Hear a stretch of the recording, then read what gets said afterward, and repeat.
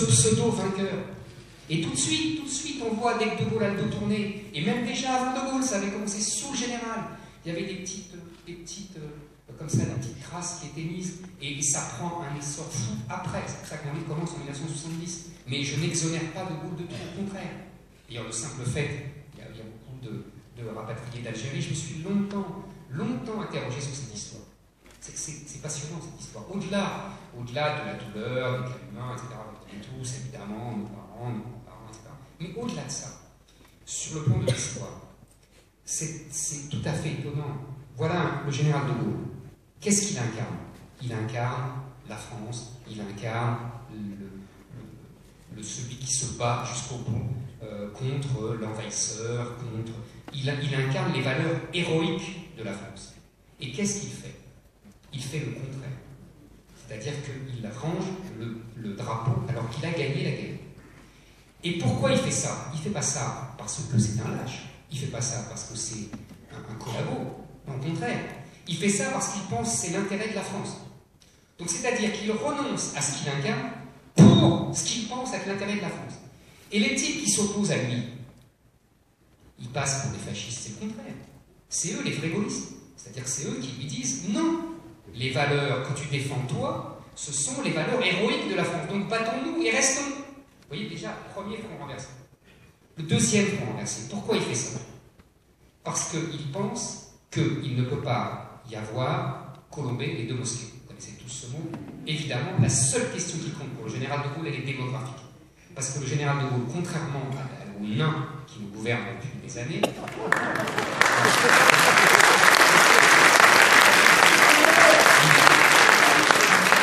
sait que l'histoire est déterminée par la démographie.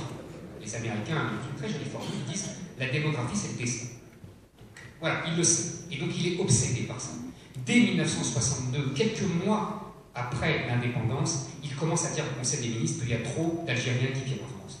Quelques mois après. En fait, il a donné l'Algérie au FLN parce qu'il ne veut pas que les 10 millions d'Algériens soient français. C'est la seule raison.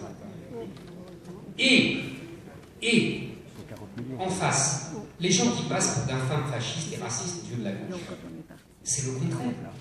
Eux, c'est les plus universalistes. Paradoxe extraordinaire. Eux croient que les 10 millions d'Arabes peuvent devenir français et peuvent s'intégrer à la France. Et c'est eux qui passent pour des fascistes et des racistes. Deuxième paradoxe. Allez, c'est extraordinaire. Et troisième paradoxe. C'est qu'en arrêtant la guerre d'Algérie, De Gaulle choisit la prospérité économique. Voilà. Il dit, on ne va pas se trimballer 10 millions de pauvres, on va devoir porter à bout de bras et qui vont empêcher le développement économique de la France. Il a l'exemple à l'époque, les technocrates qui l'expliquent, lui montrent les Pays-Bas qui se sont débarrassés de l'Indonésie et la croissance a explosé. Et donc il se dit, on va faire pareil. Et ça marche.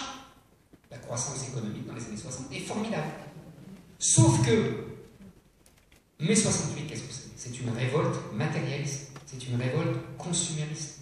Donc c'est les enfants de ce choix économique et consumériste du général de Gaulle qui vont l'abattre.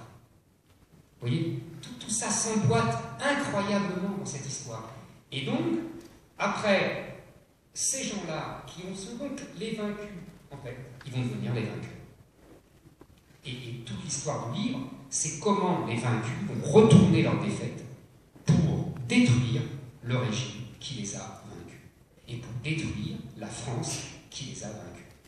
Et donc il n'y a pas de complot, vous comprenez. Il y a des jeunes gens qui sont le plus souvent à l'extrême gauche.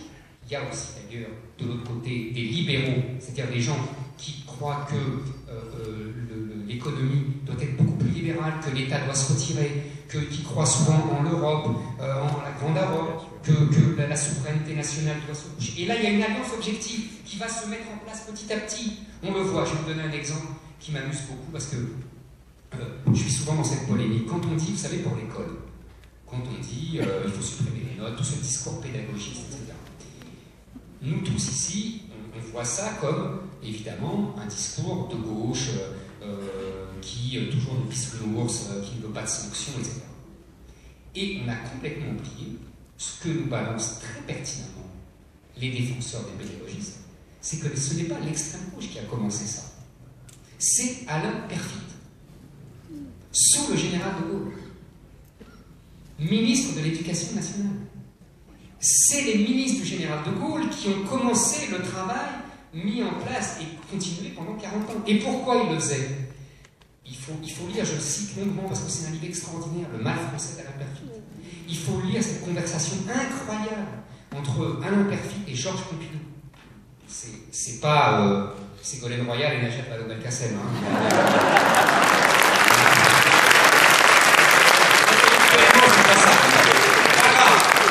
Mais il faut un peu s'accrocher, évidemment. Mais qu'est-ce que se disent ces deux normaliens? C'est absolument passionnant. Peyrefitte lui dit, en fait, le drame français, c'est qu'on est des catholiques. De religion ou de culture, vous avez bien compris. C'est-à-dire des paysans, avec l'État, avec l'égalité, et qu'on n'est pas des protestants. Voilà, c'est ça. La grande idée des élites françaises depuis 1815, c'est pourquoi on n'est pas été protestants? Pourquoi Louis XIV a viré les protestants? Mais quelle connerie! C'est ça que disent les élites françaises depuis 2 siècles. Et Peyrefitte reprend ce discours-là. Pourquoi on n'est pas protestants? On serait libéraux, on serait commerçants, et on serait beaucoup plus souple dans les notes. Qu'est-ce que c'est que ces rigueurs? C'est Peyrefitte. C'est le même discours. Et ce discours-là, auquel va s'opposer Georges Pompidou, au nom de la France, au nom de l'État, il dit à un moment, il dit, vous savez, je ne sais pas si les plus anciens d'entre vous s'en souviennent, mais les jeunes doivent avoir oublié, pourtant c'est fondamental, le discours de la nouvelle société de Jacques Chaban-Delmas en 1969. Et Pompidou dit à Peyrefitte, très énervé, mais est-ce que vous vous rendez compte qu'il n'a pas prononcé une fois le mot nation?